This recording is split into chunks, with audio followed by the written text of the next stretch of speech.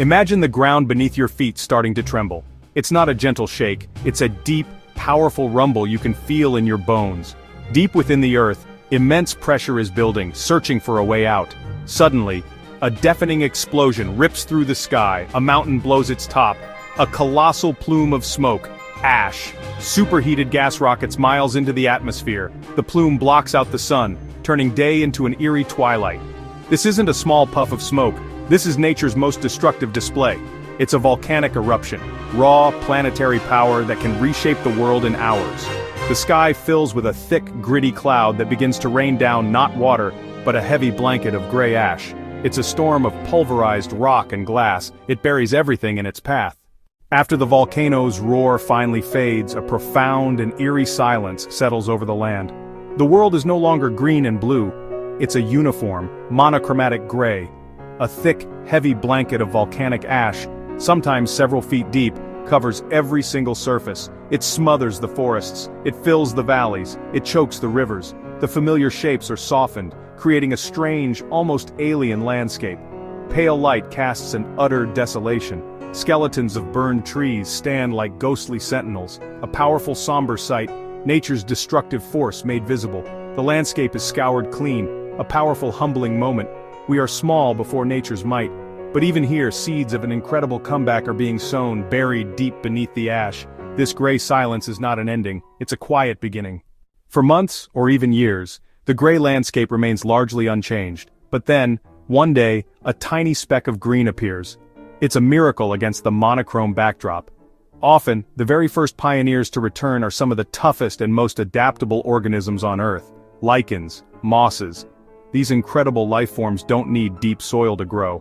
Slowly they begin the process of breaking down rock and ash, creating the first tiny pockets of organic material. Following them are hardy, fast-growing pioneer species, fireweed, ferns, grasses, nature's paratroopers arriving on the wind. Their seeds drift for miles, roots spread shallow and wide to capture scarce moisture. When they die and decompose, they begin the long alchemy that turns ash into real soil. As the first patches of green begin to dot the gray landscape, they send an invitation to the animal kingdom. The first creatures to arrive are usually small and highly mobile. Insects, spiders that balloon on silk threads, beetles, ants, are often the true pioneers. They pollinate new plants and become the first food source for arriving birds and lizards. Birds often follow, finches, robins, sparrows, bringing seeds and new life. They are nature's gardeners, eating fruit and spreading seeds in their droppings. Soon small mammals arrive, mice, voles, burrowing, aerating the compacted ash and mixing organic layers with mineral soil. Their activity helps create fertile pockets that support more profound plant growth.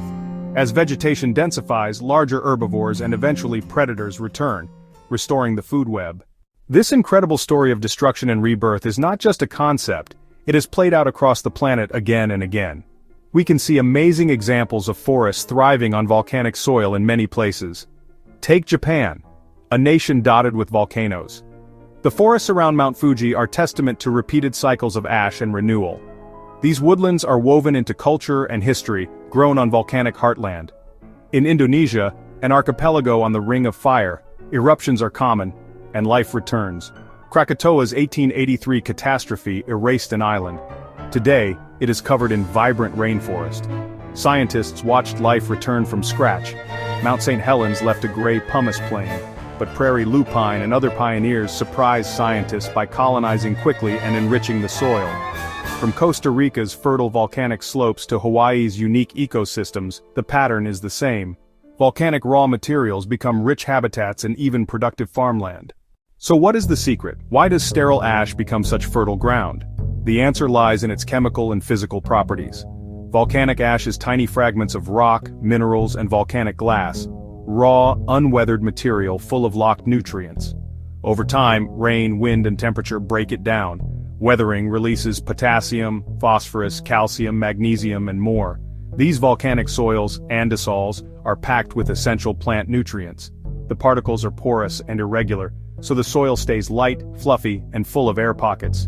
Roots can penetrate easily, and the soil holds water like a sponge. That water reserve gives young plants resilience during dry spells. A volcano is essentially mining the planet's deep, nutrient-rich interior and delivering it to the surface. a destructive gift that creates fertile soil over time. As volcanic soil matures, the forest that grows from it becomes truly special. Pioneers give way to larger, longer-lived species. You start to see towering Douglas firs, western hemlocks, or tropical figs and mahoganies, depending on climate. Roots anchor deep in fertile volcanic earth. A dense canopy creates multiple habitats, canopy, understory, floor, for countless species. From monkeys and owls to deer, tapirs, and boar, the forest supports a rich array of life. The forest floor becomes a bustling metropolis for insects, amphibians, and decomposers, the soil web that powers the ecosystem. This nutrient-rich foundation carries up the food chain to herbivores and predators. From microbes to apex species, every member flourishes, producing a robust, resilient ecosystem. The journey from a smoking, ash-covered wasteland to a thriving, verdant forest is one of nature's most awe-inspiring transformations. It unfolds over decades and centuries, built on countless tiny victories. A single lichen, a lone fireweed, a tentative shoot, each small step is crucial to the larger recovery. Over time, these steps add up, replacing dead trunks with young forests and richer soils. The new forests are often stronger and more resilient than what came before, a renewed system built on volcanic abundance. When we see a green mountain slope, we see a landscape that literally rose from the ashes, a powerful reminder that ruin is not permanent. The story of a forest born from volcanic ash is more than biology. It's a lesson in resilience. Even after apparent annihilation, life waits, it adapts, and it begins the slow, determined work of coming back. From moss and lichen to towering trees, each stage sets the groundwork for the next. Soil microbes, fungi, insects, herbivores, and predators weave a resilient web that strengthens the whole system. This cycle of fire and forest, ruin and richness, is one of the most hopeful stories our planet can tell. So next time you see a volcano, remember, it takes away, but it also gives back. And